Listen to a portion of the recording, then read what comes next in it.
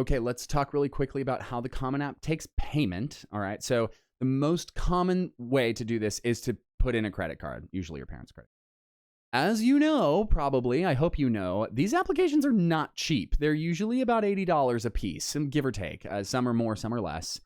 So one of the things that has happened to my students in the past, this is more for the parents than for the students, but keep this in mind, is that if you are submitting a bunch of applications at once, it is possible for your credit card to detect fraud and stop them from going through. So just keep this in mind, especially if you're applying last minute, because I would hate for you to not have your application submitted because like your bank thought you were committing fraud. So just make sure that you're spacing out each credit card transaction a little bit so that it's not like, why did you just buy the same exact thing 3 times in a row? Fraud, fraud, fraud. So we don't want that. So just keep that in mind. Most of my students will submit them as they're ready, and so they're spaced out by a couple weeks or whatever. It doesn't really matter that much. I just wanted to warn you because this happened before.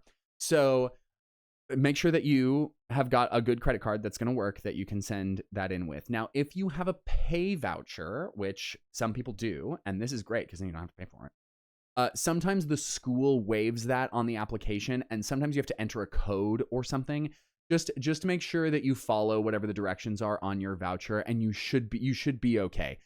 Usually you don't have to pay anything. The voucher, it's like a coupon basically, so it just takes the application fee off entirely.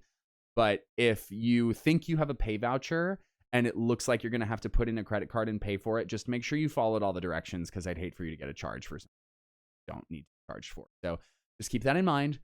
Click the payment button, and then you will have a fun little like screen. At least right now, there's a fun little screen and like little confetti and stuff that says congratulations because you did it. Yay!